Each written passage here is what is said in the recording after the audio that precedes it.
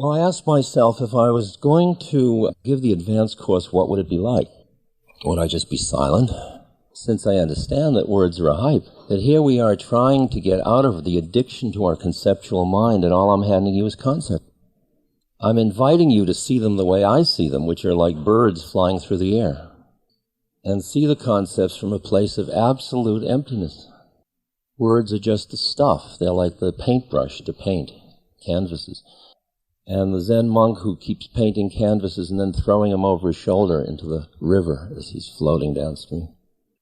I thought there are a number of things I would do if I were giving an advanced course. I wouldn't demand linearity of myself, because when you're talking to yourself, you don't have to complete all your thoughts. You sort of see where they're going and you go on. But when you're talking to other people, but are there any other people here? I mean, are you them or are you us? Or even if you're us, that's not very interesting. Are you me? Am I talking to myself? If I'm talking to myself, I don't have to explain it all. Am I ever going to get to the point where I assume I am talking to myself? Or I act as if I were, or whatever that level that is. So you can hear that part of the way in which you and I are dancing together. And then I examine the way in which I love other people. That would come in my advanced course, because that's the place I'm playing with now. Because I realized that if I expressed all the love I felt for other people, I wouldn't be able to get rid of them. And I'm much too smart for that. So if I were giving the advanced course, I'd be talking only to myself.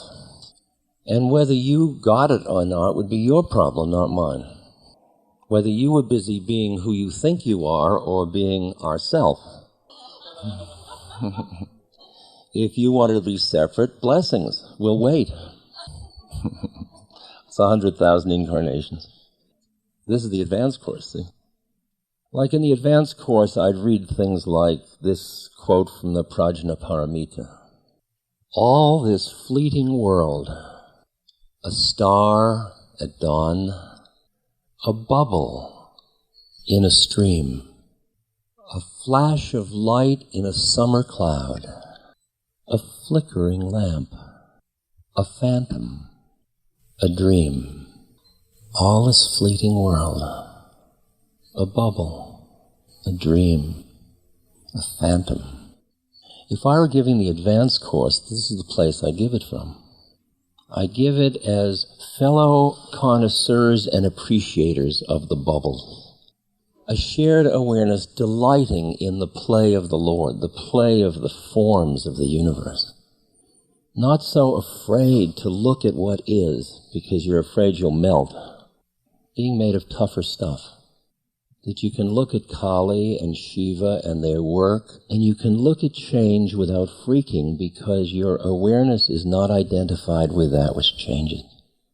You and I are living in a culture that is paralyzed by fear.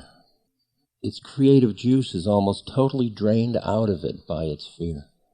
This fear is the fear of change, the fear of the unknown. And yet at this moment in history, we are in a moment in which we are like a snake, shedding a mythological structure in order to grow a new one.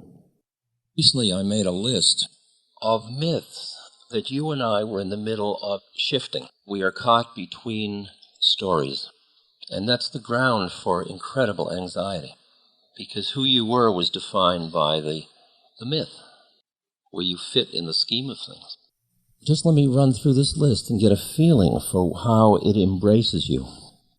Many of us grew up with the American dream myth, and we saw the GNP rising and rising before our very eye. And every next generation was better off than the last one.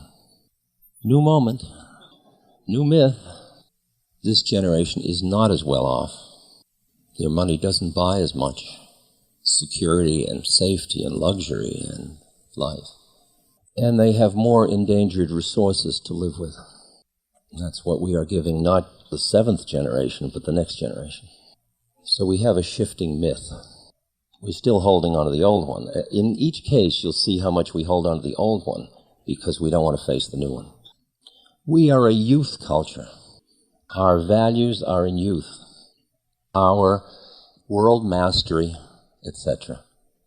However, the baby boomers will be 50 in 1996. So not only is that the power realm age of the society, but it's just over the edge. The baby boomers are starting to go out by the cultural values. Because when you're old, if you're in a part of a hunting tribe, they just leave you behind. If you're part of a gathering tribe, they have jobs for you within the social structure. You're part of the system. You care for the children. You're an elder. You are the holder of the wisdom of the tribe. But what our culture has done to aging people is fear, panic, loss, isolation, irrelevance, a kind of a burden to the social system. And yet all of us are on that path to aging. In India, they have ashrams, or stages of life. In the first stage, you're a student. And then after about 20, you're with family. And your job is to work in the world and do very, very well. Very successful in terms of resources. And those resources, there's a formula for how you use them during that period. You use them for your family. You use them for children and old people. You use them for holy people. And then in the third stage of your life, your children are grown, they take over the business, and you start your studies, your spiritual studies, your pilgrimages, things like that, alone or with a partner or with a community. And then comes, when you're 60, the sannyas stage, when you are free of all structures, and the society just says, go, baby, go. The society's there to support you because it needs what you have to offer. And it's a mature enough society to recognize this fact. That's the interesting shifting myths of youth. We grew up, many of us, with the myth that humans were the stewards of nature. Or as humans, or nature, even worse, nature was there for humans. Stewards, at least, was a nice rationalization cop-out. But the game that you're afraid of is that you are just part of it all. You are part of a biotic community. You are part of many, many social structures, and that's as much your identity as your being busy being an individual. And there's the next myth that's in transition. I remember participating in the support of a number of myths that are now dysfunctional, by the way. I thought splitting the atom was great. I was wrong. But I thought that individualism was wonderful because it was liberation from social institutions. And it was empowering the individual to think for themselves and feel for themselves. And that's what the 60s seemed to be in large part about, feeling and thinking for yourself, so that if you went into a community, it was an intentional act on your part to be part of a community. You weren't locked into systems. And the 60s were far out in that sense, because all of the vertical systems, all the vertical power structures turned into paper tigers. Oh, they could sting, but they were still paper tigers. I mean, the image that I love is of all of the hippies surrounding the Pentagon and holding hands and oming to make it rise. I mean, doesn't it change the image of the Pentagon now? Not the Pentagon. Yes, the Pentagon. Om. Now, it is true only a few people saw it rise. But it wasn't the issue of whether you saw it rise. They gave credence to that. It was the issue of the symbolic statement that was being made. And that break from vertical, patriarchal authority institutions that preserved incredible discriminations and oppressions and so on started to crumble. Civil rights, sexual freedom, environmental consciousness, women's movement, anti-Vietnam movement about the immorality of economic wars. And once you take Humpty Dumpty apart, it's really hard to put Humpty Dumpty back together again, no matter how hard George Bush tries, or Ronald Reagan, or Bob Dole, or whoever. They all happen to be Republicans, but they could be Democrats. But you can see that creative government is that tension, by the way, between the force of preservation and the force of change. And the art is not to get so carried away with change you lose the baby with the bath, and not to get so caught in inertia that you miss the opportunity for survival, basically, because you don't adapt. Then there was the myth of material acquisition, in which the temples become the shopping malls. And you watch thousands of people going through with eyes fixed. Their whole culture centered around the shopping mall. Social institutions, there are the old men counting beads, there's the whole structure. And it's a social institution that it represents some of our highest aspirations. And emerging is another myth that is demanded by the limitation of the resources we have available, is that voluntary simplicity is going to be in. That living simply, not collecting stuff, is going to be in. Not just using up resources in order to, because you're not under the illusion it's going to make you happy any longer. I've told about collecting boxes, that every time I move, I carry the boxes with me. I rent a truck, and these boxes are all my memorabilia. And after a while I thought, why am I carrying these with me? It costs me money, I got to put them in storage, I never open them. They're all the important papers that I'll want later. But why will I want them later? That's the assumption that later will be less interesting than now is, because now is so interesting I never open the boxes. That would be a later thing, yeah. Much later, baby, much later. The art is to leave no footprints. But all of this is a selection from the vast, formless universe of creating a reality called a news story. It creates reality for all of our consciousnesses. And it creates the sustaining of a certain kind of value system that is not just. And the rational mind is in the service of protecting your separateness first. Then you can use it for play and sport and technological advance. But it's to make you more comfortable and feel safer in a basically unsafe situation. Because your separateness is part of that which is changing. And it's like trying to stand on sand that's in the ocean where it's all constantly giving way beneath your feet. I was in New Haven going to New York, and I had to take the late night train where you bought the ticket on the train. And so I had just become 60, and the conductor came along, and I said, senior citizen, please. And he immediately gave me a ticket that cost half of what I would have paid if I hadn't said that. And I said to him, don't you want to see any identification?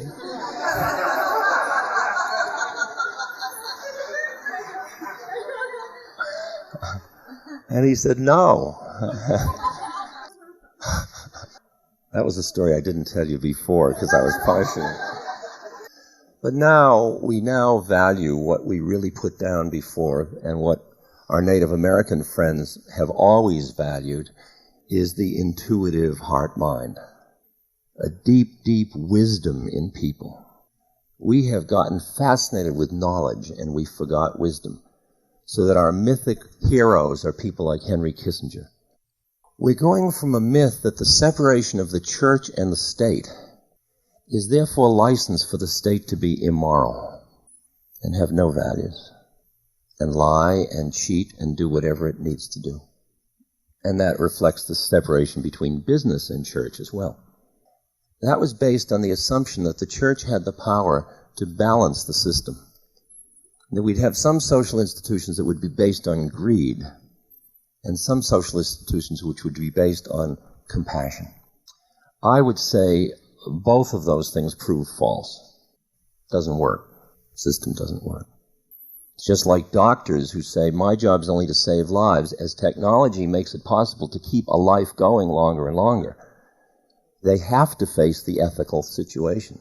Dr. Kevorkian is just saying, hey, fellas, you can deny it as long as you want, but this is the way the universe is. And you will watch all the laws have to struggle with this. And he may go to jail just like Gandhi went to jail, just like anybody goes to jail. I mean, I think he's a creepy guy, but at the same moment, I think what he's doing is extraordinary. I wish he'd smile a little more. I wish he saw the humor of his own predicament so he could really enjoy it. He is enjoying it, but he's enjoying it a little bit from somebody. Somebody's enjoying it instead of nobody enjoying it. I work a lot with nobody from my own mind. And Wavy is very helpful to me with his Nobody for President campaign, because he has all these slogans like, nobody can solve our economic problems. His best one is Nobody Cares. That's the one I like. See? To me, that's a statement of compassion. Nobody cares. See, I'd say that in the advanced course.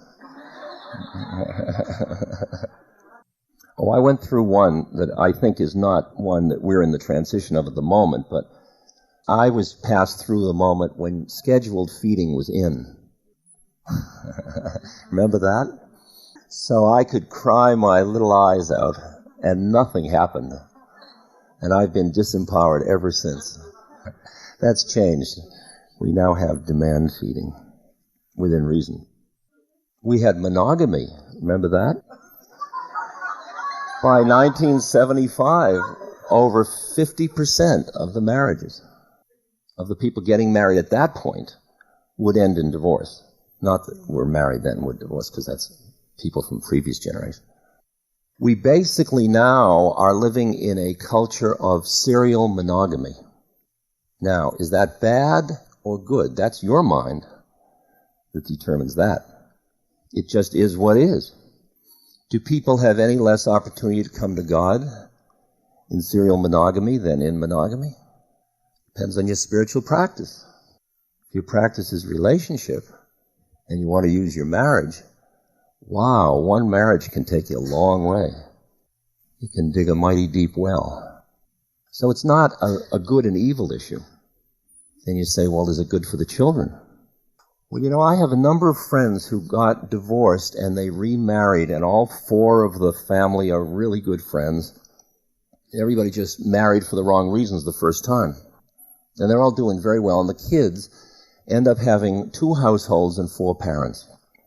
And I've thought about that, and I've experienced jealousy in myself. I was stuck with the complete neuroses of 2 people. You know, I couldn't play anybody off against anybody. You know, and they were neurotic just the same way. That's why they got married.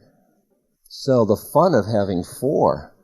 See, I mean, I'm just shifting consciousness a little bit to say, let's just stay open to what's happening and find whether we can be peaceful in the process of change rather than in always resisting the change. Is this too weird? No, you say no. Say thank you. You reassure me that I can go on, because every now and then I look at somebody's face that's going like this, and I go, oh, Jesus, I've gone too far out. But I don't care. See, in the advanced course, I don't care. It's interesting to have that kind of up on a stage with a microphone and then watch somebody go to sleep about the 3rd row, you know.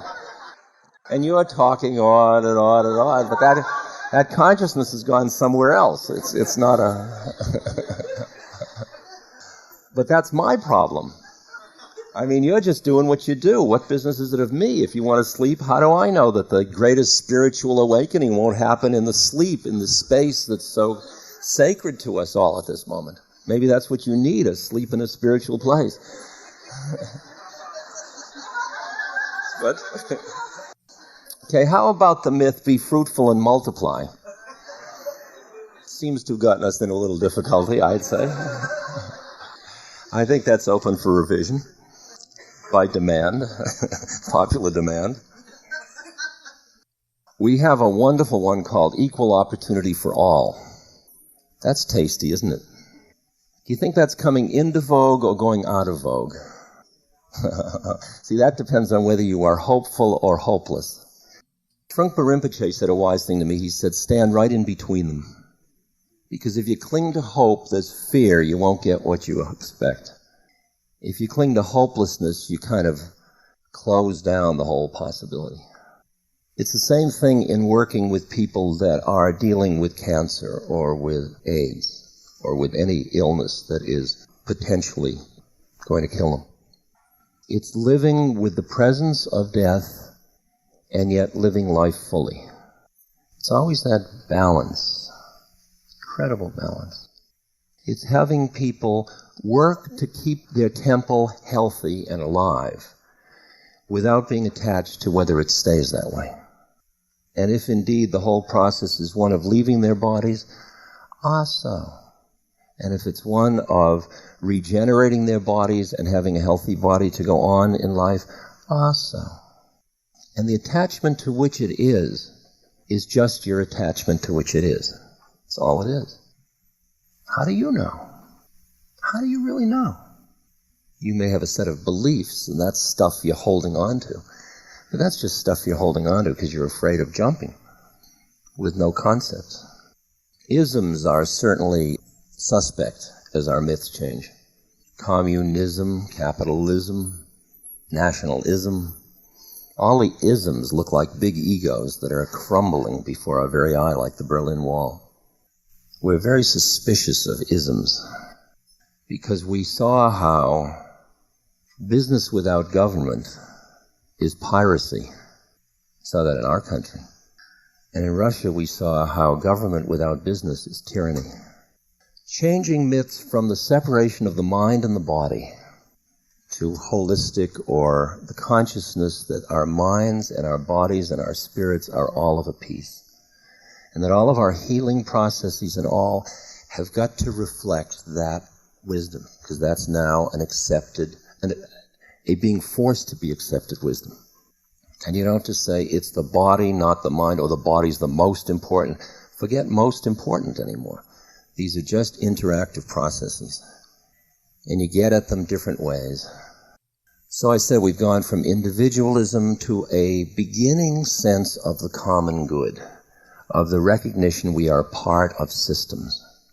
It's been in the scientific and philosophical literature. I mean, it's Bateson, it's all these people. But that we could collectively, I mean, if you think of the collective, the German collective consciousness that dealt with through much denial what was being done to the Jews and others, is that different from our collective denial that allowed us to idolize and place on our altars people like Donald Trump when we knew that the permanent underclass was being created because we could see it around us, but we were busy denying what we were seeing? We had Dynasty and we had Dallas, and then we had an increasing number of people who are the ocean that spreads out into the world over that Mexican border and elsewhere, of those who haven't. And how much denial, how much closing of your compassionate heart must it take to continue to play the game of King of the Mountain, what's in it for me? And each of us gets the most we can for ourselves. Trickling down, of course, is the assumption that once we have enough for ourselves, we will then create ways to share it with everybody, out of our beneficence, or out of our obligation, perhaps. That's another level of consciousness. And it's why Chuck's involvement with Social Venture Network, his creation of it, is an absolutely exquisite moment of shifting mythology that Ben and Jerry and Anita Roddick, Wayne Selby from Calvert Fund, and all these wonderful people who are playing with the edge of saying, business has a social responsibility for the common good. Wait until television gets that kind of group going. We're shifting myths from thinking that we were educated for facts to the recognition that we are educated regarding process, not knowledge. Where to find it, like computers, You don't have to know it anymore. You just have to know where to find it. But also, we are beginning to recognize the value of how our mind works, of studying how our mind works, which is meditation. Because it's sneaking into the culture through stress reduction, basically. And stress is a product of the fear that exists in an unstable situation in which everybody in the situation is caught in their own separateness and has lost the balance that they are part of systems. We had a myth that you chose your career when you were 12, 14, 16, and then you saw it through. It is now true that the present person in our society should expect to have 5 career changes in a lifetime. So retraining is no longer something for losers. It's something for winners. It's how quickly you get retrained for your next round. Because you realize you're in an economy that's like a floating crap game. And you just got to stay very loose as to how you're going to play it. I think we're in an interesting transition period because of the bomb from the myth that war is a solution, a political solution, to recognizing that it is not, that diplomacy is the only strategy, and that unless you have a win-win situation, nobody wins. We're seeing how when somebody wins, somebody loses, and when somebody loses, there they are, the Croats, the Serbs, and the Bosnians. Everybody feels they lost, and now they're going to win. But really, in history, there can be no winners and losers, because we're all in it together. But notice how little compassion there is across those borders between the Muslims and the Christians, the Jews and the Arabs, the Palestinians, the inner city and the suburbs. We had an interesting myth that I had in my history books about 1492 and the great benefit of Columbus discovering America. I think we have matured with our mythic structures. I now feel that we are looking for a way to make an apology for the fact that we built our system on genocide. And we are as culpable as Hitler ever was for what we have done as a people. And feel how deep the justifications were in the culture. John Wayne. This is an older one, but we had the myth that we were a moral force in the world. And then we had the Vietnam War, and we realized how fallible our systems were. That our fallible meaning that we were caught in acts that were not harmonious with our deepest wisdom. That's the pain of it. The pain for each of you is to be living your life in a way that is not harmonious with your deepest wisdom. And I would say that's my pain. And that ever since 1961, when I took mushrooms, ever since that moment, I have recognized that I have a deep, deep wisdom, a connection to the universe that is at home and true and at one. And that my separateness is just my separateness. And that the systems I am part of are fallible systems. And they are dissonant from the way my heart says. My heart says there is justice. My heart says there is compassion, because that is what my heart is. It's a just and compassionate entity, and so is yours. And we armor them with rationalization to deal with the fact that we are acting in ways that are not just and they are not compassionate. And I figure my whole life has been an attempt to work with the dissonance and the attempt to integrate my inner truth with the way I live.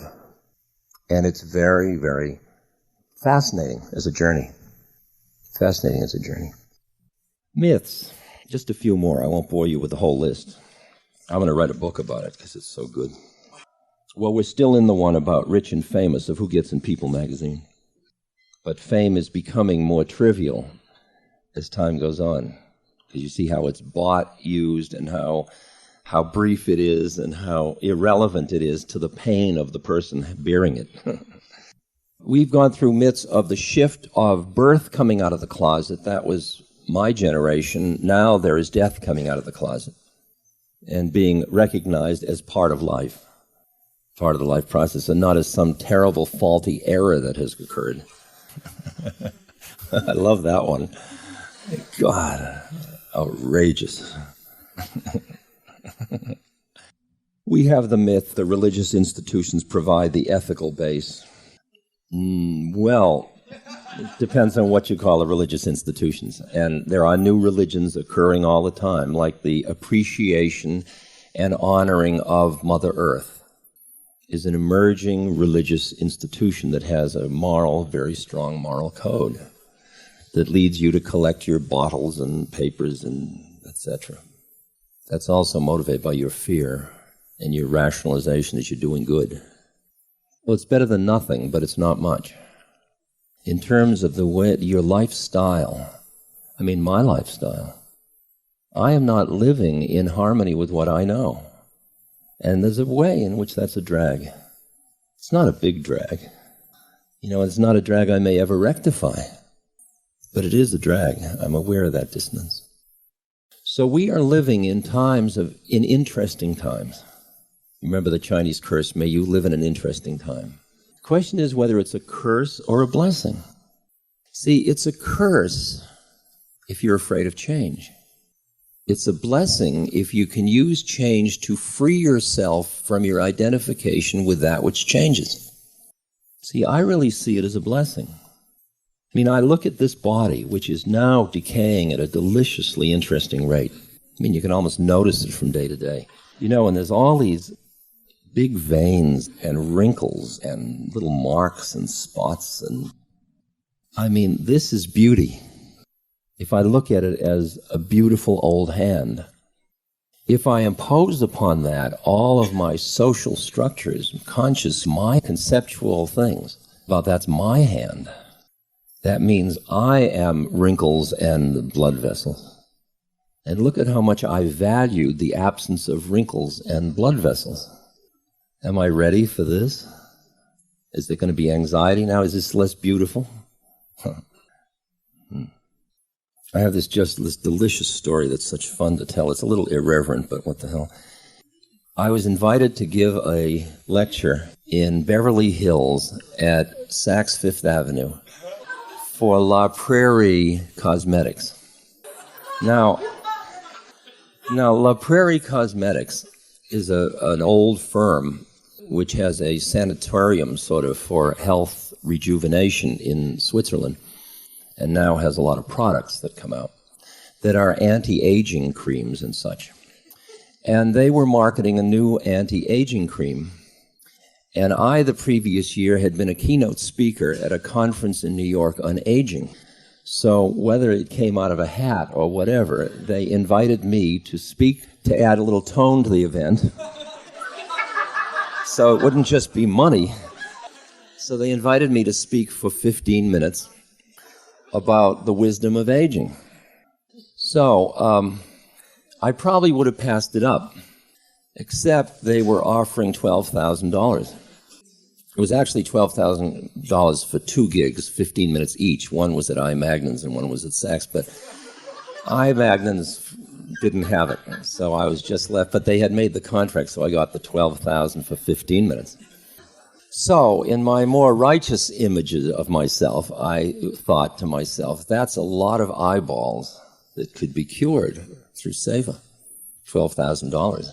And can I make a moral statement in which I'm supporting La Prairie so that all those people could see again? It's an interesting ethical dilemma. So then I thought, look, what does it matter where you teach? You teach where the situation presents itself. My teachings are my teachings. I'm not tailoring the teachings for who I'm teaching. I'm going to teach my truth. So why not teach? They're as deprived as if I go to Guatemala to aren't people in Saks Fifth Avenue deprived? Depends on what values you have. So I agreed to do it, and I got a suit and a tie, and I did my thing, and I went there. I don't care what costume. What the hell difference to me?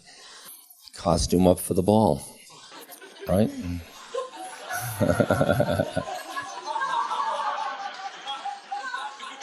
So I was put at there were little tables of maybe 10 or 12 people, and there was a person from La Prairie at each one to help each person with individual consultation about how to keep their skin young. And then I was at the table with the people that were going to be presenters. There were 3 of us. There was the vice president of La Prairie, and then there was a nutritional skin expert. So she was telling us what she was going to do in her demonstration, because what she does is she stands up and says, well, you can all do your own test. She says, take your skin and pinch it and hold it for 5 seconds. And then you let it go and you see how fast it goes back. Okay? So I did mine. We all did put our hands in the middle table. I did mine. And the 5 seconds were over and mine didn't go back. In fact, it's still there. I mean, it would be there unless I go like this, and that's what wrinkles are. They're youth that didn't go back, So it came my turn to speak, and I stood up and I looked out at my audience. They were serving salad. It was a luncheon. So what I saw were a number of people with mouths full of lettuce looking up at me with a certain kind of opaque look. And what it reminded me of was when you go out in a field and there's a group of cows and you sort of disturb them at their business, and they look up and they're...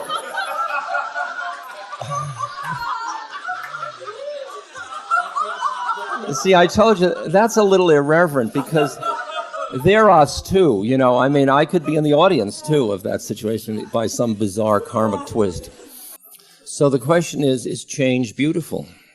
Is what changes part of the beauty of nature? And are you part of the beauty of nature? And can you allow the changes and delight in them and look for the wisdom inherent in each change rather than resisting it? Can you work to preserve your body and at the same time be ready to let it go? Rilke says the most remarkable thing is to be able to hold death and continue to live. To be able to be at peace with the way of things by cultivating the part of yourself that isn't you anymore, but is, which has nothing to do with time and space, birth and death, coming and going, loss and gain, fame and shame, pleasure and pain. Which ones are you ready for? That would be in the advanced course.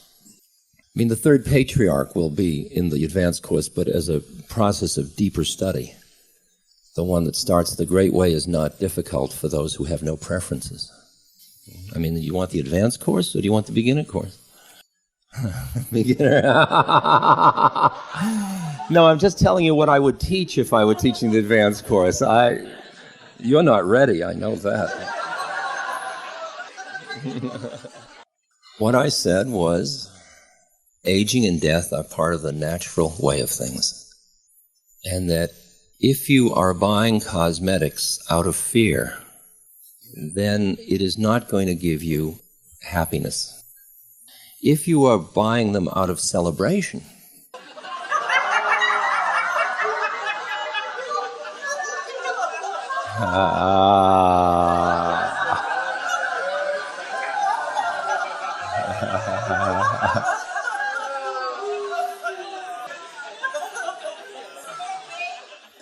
Did they pay for it? Did they pay for it? I guess so. I don't know. I'm not in the business end. No, they never invited me back.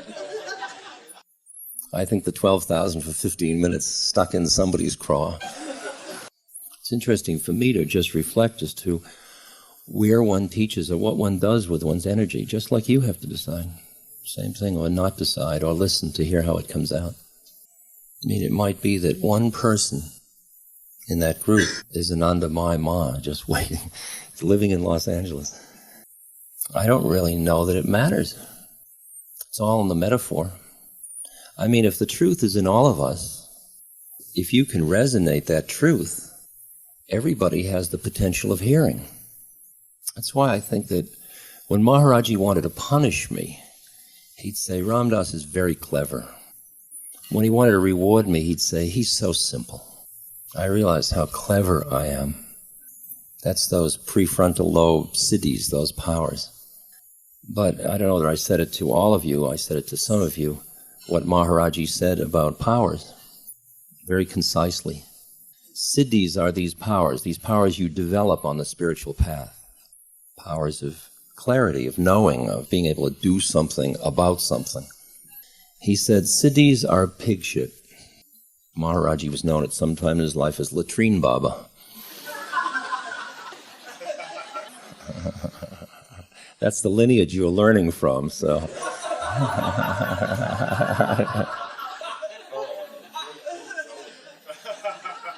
Speaking of that, somebody gave me this Xerox. It says, if you are unhappy. Once upon a time, there was a non-conforming sparrow who decided not to fly south for the winter. However, soon the weather turned so cold that he reluctantly started to fly south. In a short time, ice began to form on his wings, and he fell to earth in a barnyard, almost frozen. A cow passed by and crapped on the little sparrow. The sparrow thought it was the end, but the manure warmed him and defrosted his wings. Warm and happy, able to breathe, he started to sing. Just then, a large cat came by, and hearing the chirping, investigated the sounds. The cat cleared away the manure, found the chirping bird, and promptly ate him.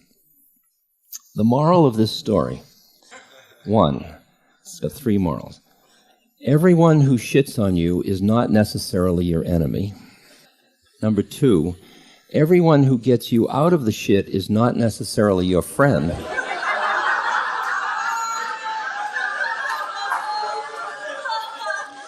And number 3, if you're warm and happy in a pile of shit, keep your mouth shut. So partly this decaying body and all of this and the ecological stuff and the trees and the this and the that and the violence and all, it's a pile of shit. Now, are you warm and happy? It's interesting as to whether you can be happy and then act, or you can only act in order to sometime be happy, to finally be happy. Like, I can't be happy unless all the loggers starve to death. I put it in terms you won't like, of course. We all understand what that debate is about. I won't be happy until the social systems of which I'm a part are just. Now, the question is my lack of happiness in the process a help to the realization of the goal? In other words, if I would like to live in a happy world, maybe what I could contribute is happiness. But if I set the condition I can only be happy if I get a happy world, I mean, I go to peace rallies, and I hope there'll be truth rallies sometime, but there are now there are now peace rallies, and there are such angry people at them. I can't believe it. Gotta have peace. Now! Yeah, I don't want to know you, man. I'm going to be putting up my walls. I'm getting my AK, my Uzi. I'm of the school that if this pile of shit isn't good enough, I'm in trouble. I'm in deep shit. And can it be good enough, and I can also work like hell to turn it into what I see as possible, a just and compassionate world? Are those incompatible? If you saw it as perfect, would you then not do anything? What would the perfection include? Would it include the truth of your heart? The truth of your heart is that when somebody hurts, you hurt, because we're all us. It's interesting how you deal with suffering, and the way in which you distinguish between your own suffering and somebody else's suffering. So you may get to the point in your spiritual work where you don't invite suffering. When it comes along, you work with it. Because the only reason you're suffering is because your mind has attractions and aversions. Otherwise, it's just change. The value imposition has to do with the attachments of mind. But if somebody says, I want to be free of suffering, then I've got to help them be free of what they experience as their suffering. Even though I know that when they get free of that suffering, they're going to have another suffering. And what I would love to be doing is getting free of the source of the issue of suffering itself, the basic ignorance, which is what the Dharma is about. The Dharma is designed to get rid of the basic ignorance from which suffering arises, like a seed from which a plant comes up. And it's the ignorance, basically, of separateness. Not that separateness isn't part of the dance, but our identification with our separateness. That's where the source of the suffering is. Sorry. Next lifetime you'll understand it. To me, the issue is one of balance. The one of balance where the sense of separateness and the basic identity with all that is are perfectly equally balanced in yourself. That you're clinging to neither of them, but you're celebrating both of them. It's what they talk about as samsara and nirvana are one. Form and formless are one. You are formless and you are form. We seem to be relating to each other as forms. But basically, this isn't relational at all. There's only one of it.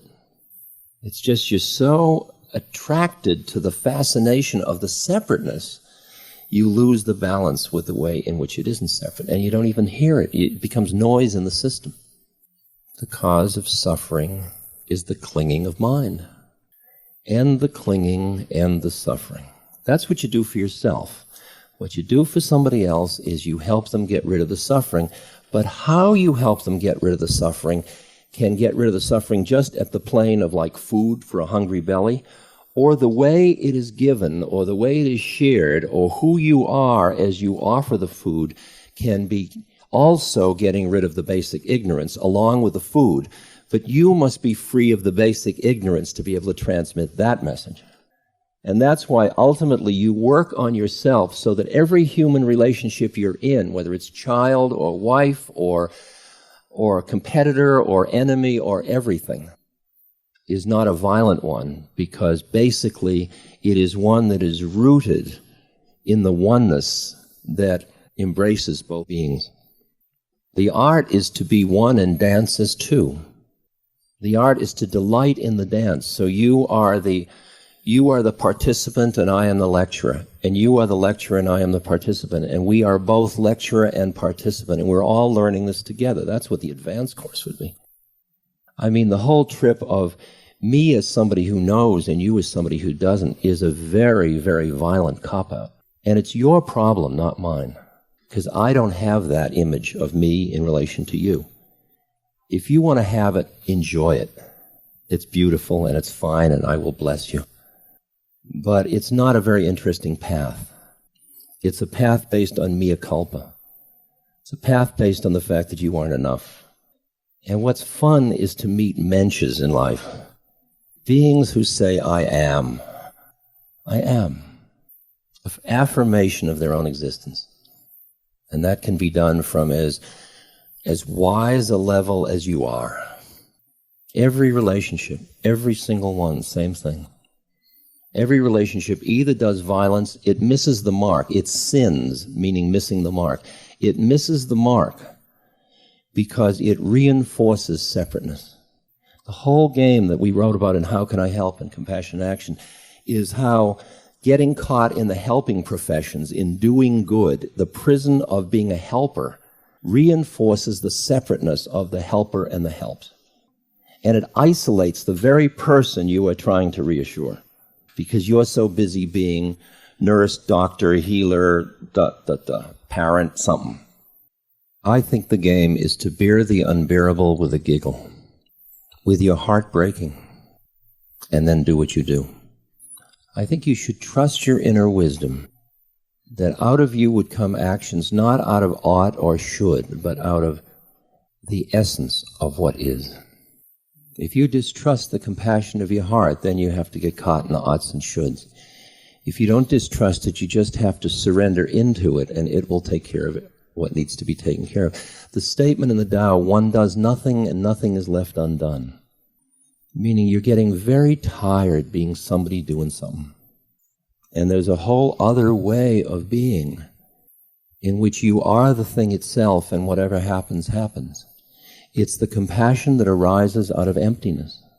It's the discriminating wisdom that you see when you stop trying so hard to be good, to be right, to be just, to be compassionate. I mean, more violence is done in the name of being compassionate.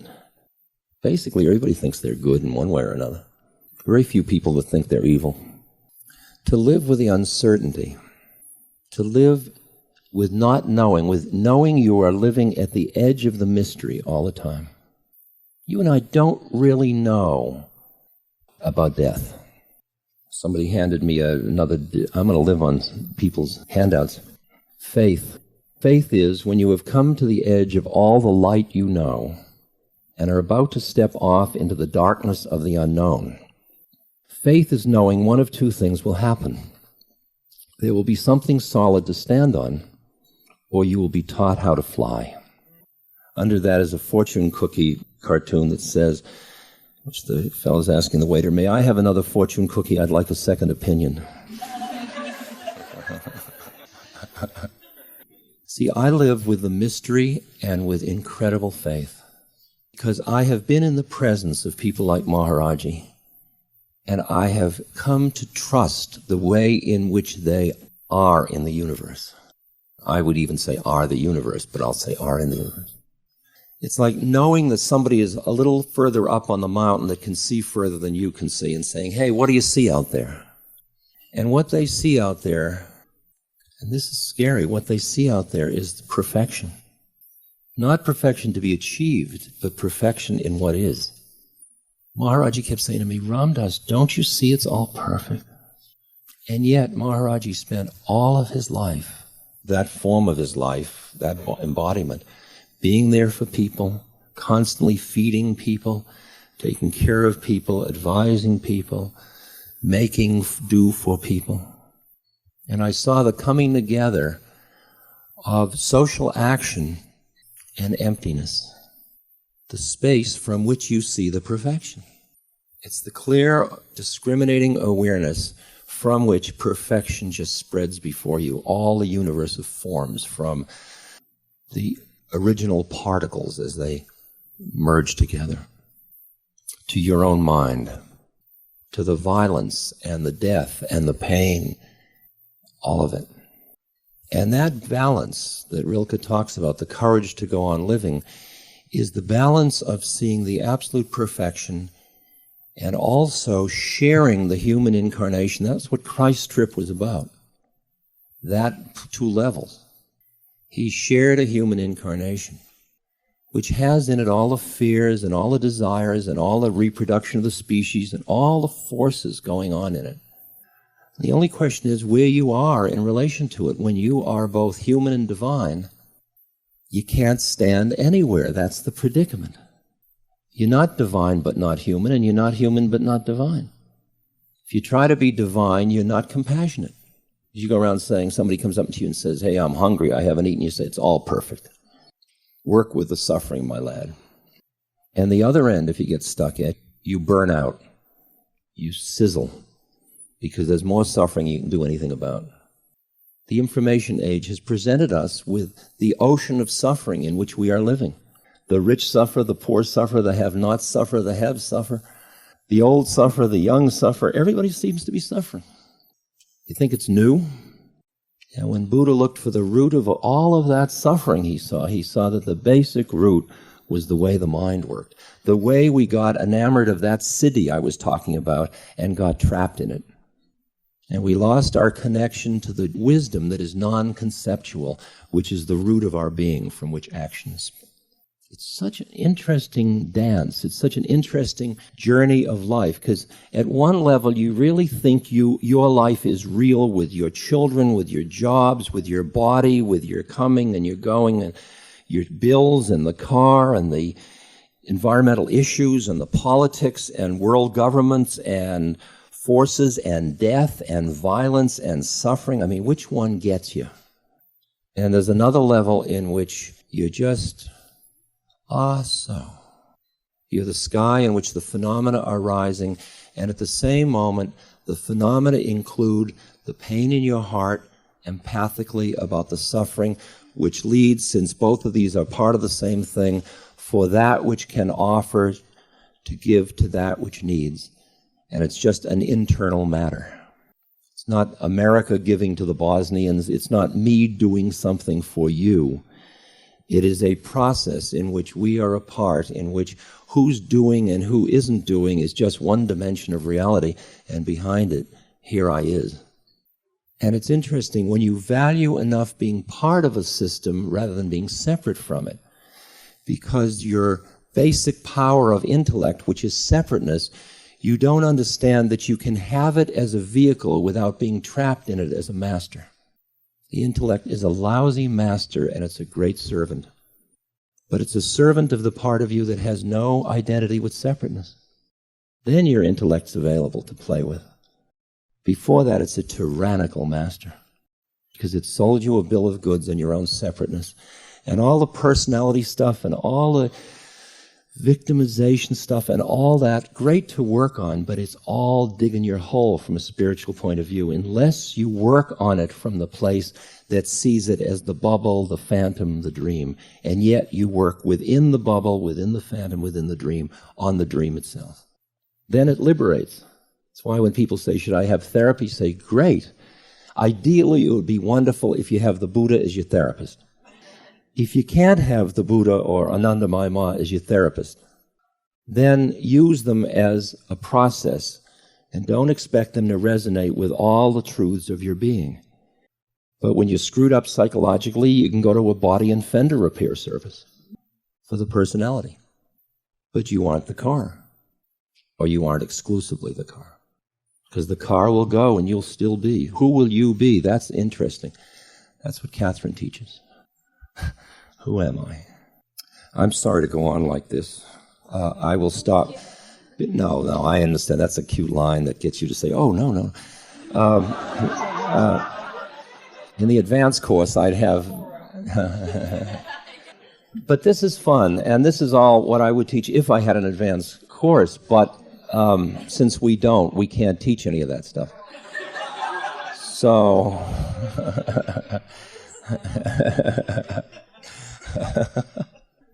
Have a good day.